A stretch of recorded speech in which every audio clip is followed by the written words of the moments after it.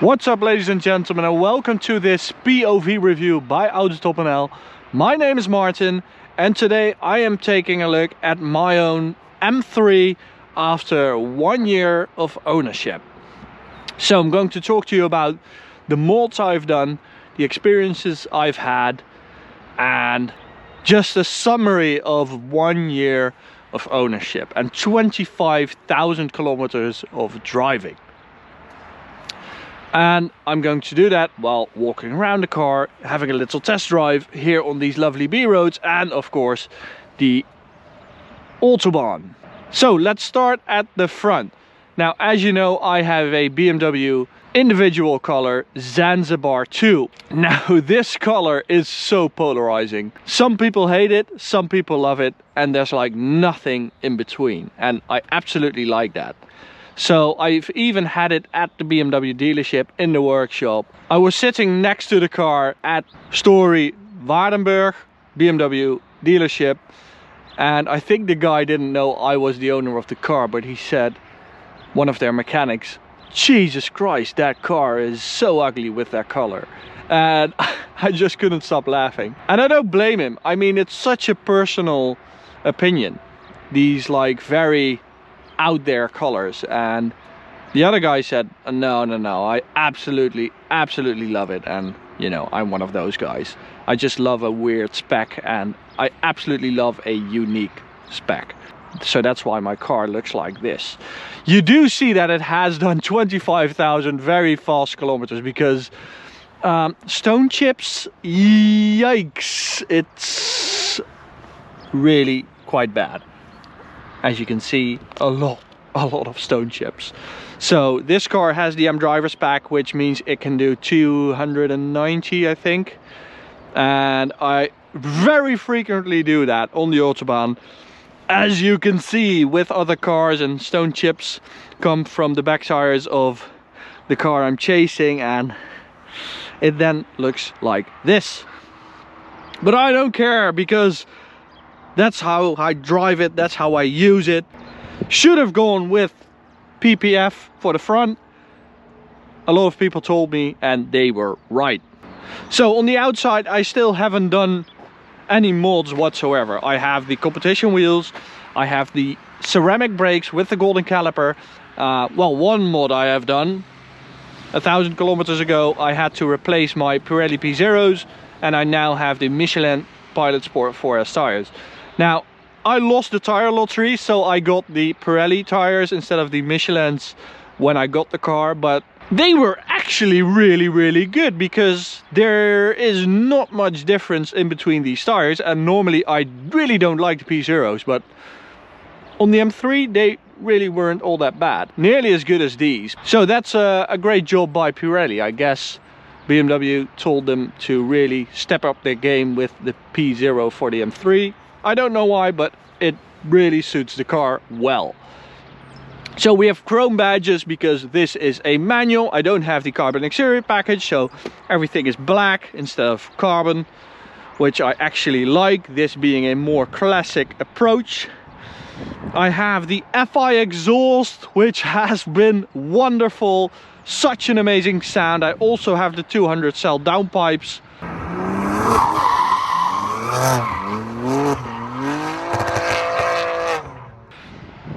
And again, M3 in chrome badge right there, and a black boot lip spoiler. Just awesome. So let's have a look under the bonnet.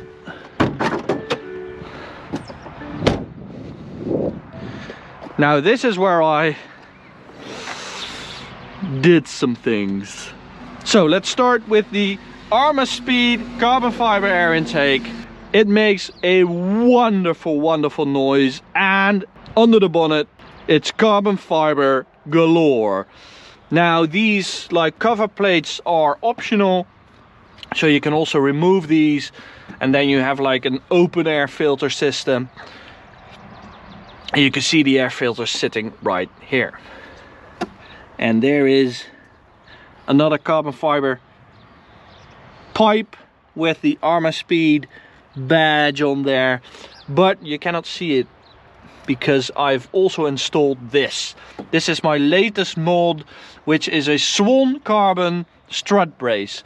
So it looks like with the F82 F80, the factory one, because normally this is all steel, so this is much lighter, and it's been engineered to offer the same like structural strength as the steel, but it's much lighter, and well, obviously it looks a lot better.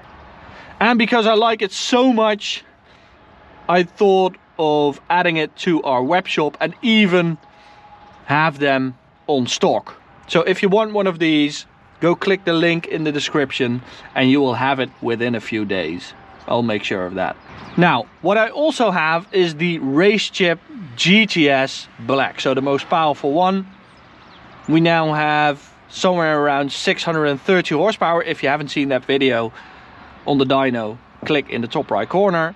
It's a really cool installation and testing video where I do a lot of stock versus Race Chip GTS Black testing. In winter, I just completely turned it off and I had the factory 480 horsepower, which was really nice, because with more power and well, more torque, it can be quite treacherous with these tires in winter with this kind of power. Yeah, it's really a great benefit that you can turn it off.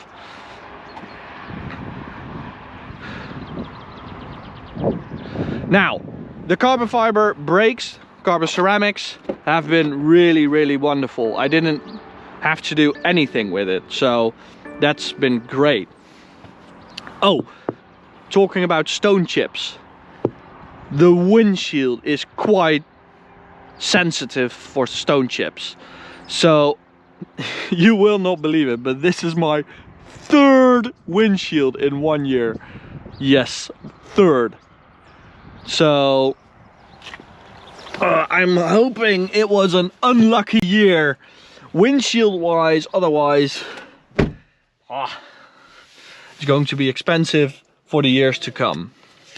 So, new mod, yes sir, I have a carbon fiber steering wheel. The guys from R44 Performance came by and they brought their carbon fiber steering wheel with Key Lamy orange 12 o'clock marker. So that's the color from my interior. And wow, what a great addition to the interior. So the exterior doesn't have any carbon fiber except for the roof that comes as standard. On the interior, however, I do have the carbon interior trim, so I thought of adding another big piece of carbon fiber, and it's just lovely. Flat bottom, and it's such a nice steering wheel to hold. It's a bit different than the stock one, but I really like it. And I have blue stitching as with my interior, so that's really nice. Another mod I've done is the gear shifter, which is the M Performance gear shifter of an E92 M3, but you know, it sits here beautifully. It's very easy to install, and yeah, just a great mod, because the stock one, I have it right here, I guess, in my garbage bin. Here it is. It's this like weird egg-shaped BMW shifter, the one they've been using for like 40 years now, and it's just a lot less nicer to hold, and it's a bit taller. So yeah, I really like this. You can also get it with carbon fiber, but I chose to have this Alcantara one because it's also a lot cheaper. They're not too expensive. I think I paid like 60 euros for this. So a great and cheap mod, which really changes and improves the feel of the gear shifter. So let's start it up, and as you can see, I've done 25,350 kilometers. Let's go for M mode and setup, and let's take it for a drive.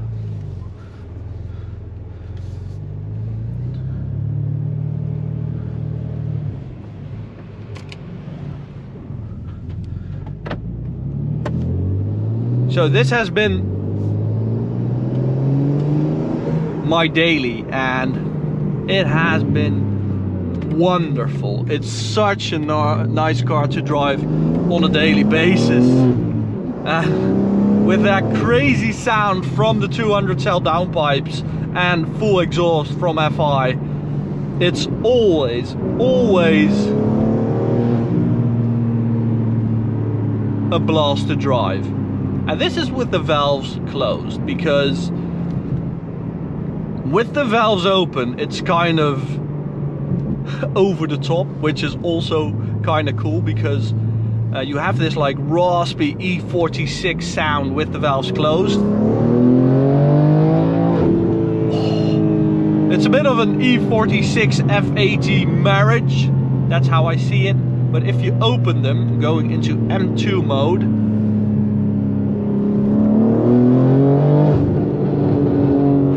Jesus, you also get these burbles and bangs, and it sounds a bit over the top, but it's kind of cool that you have those options, because with the push of a button you can also close it again, and you don't have those, again, over the top burbles.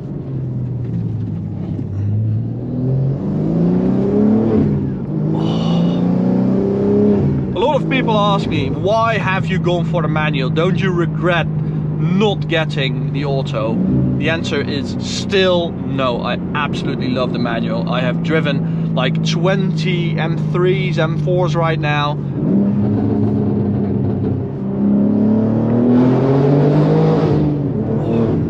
And with the auto I get bored at some point. It's just too fast for me. It's, you put it into D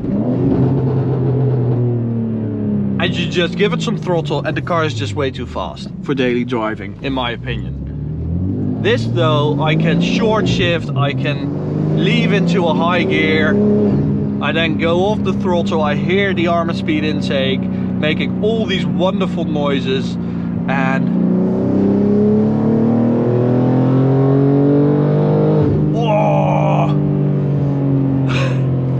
what a car, man. After 25,000 kilometers it still gets me. And I've been thinking about switching cars, which I do a lot, both the switching and the thinking about it, but never do I come to the point that I actually do it. That's how much I love this car. I think it's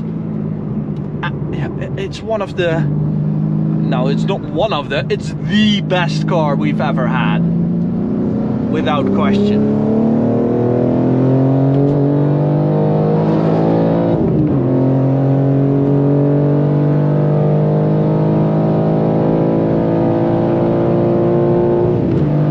Oh, what a sound! So I've also done a track day with the car, and it was so nice because it's so predictable, and these carbon ceramics, they don't give up. They always have the same performance lap after lap after lap. And again, I go to the autobahn, I just lean and step on these brakes and they never let down. It's the best thing about this car, one of the best things. You really should get these, because after 25,000 kilometers of driving like me, I would have gone through like 2 or 3 sets of normal brakes. And I really noticed that people think that this car is really special. They now know that this bronze M3, that's AutoTopNL. Wherever I go, I get recognized because of the car. And even when we take the F12 and this, people tend to go towards this car because they think it's more special, and I actually agree, because we were at day 1 World of Cars, which tens of thousands of people attended, and we were with the F12 in this. I was the only G80 in this color, of course. It's still the only one in the world as far as I know, but the F12 though, there were like 4 red F12s, so yeah, that's just what this car is about. This spec is just a 10 for me. It still is. It was quite expensive, as you know, like 5,000 euros to get this color, but I never regret it. Okay, so let's turn on the race chip, which has been a dream because it always works. I never get any fault codes or stupid, you know, glitches or stuff like that. Let's go into race mode. And it's just been a lovely and very easy way to tune this car, because the ECU is still locked. If you want to tune this car, you have to send your ECU to Russia and they then tune it and you get the ECU back. So it's quite a time-consuming process, which is not for me because I don't like sending my ECU to Russia, which, you know, I know a lot of people won't mind it, but I do. Oh, just the added torque is immense.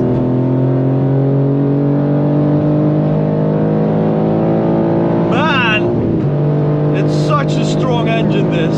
The potential, even with just a race chip, what you get in return is unbelievable.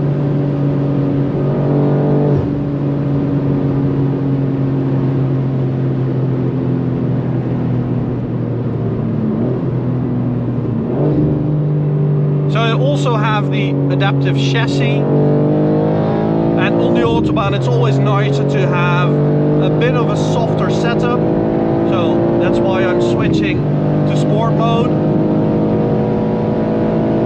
Oh man, it's fast!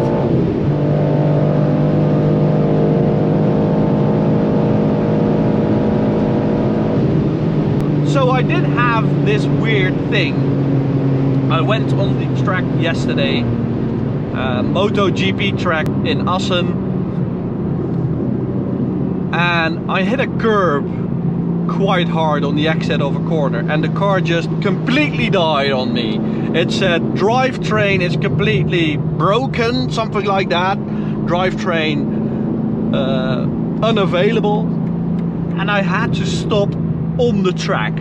I had no option other than that. So that was really weird, this being an M3 and it should have been for the track, you know. That was quite weird.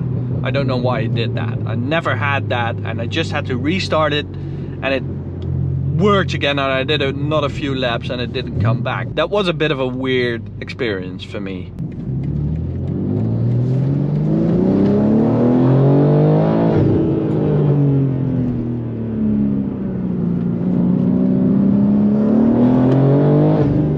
As you might know, the manual version is 30 kilos lighter than the competition, and I can really tell when I drive both cars, this feels a little easier to turn in and a little just lighter.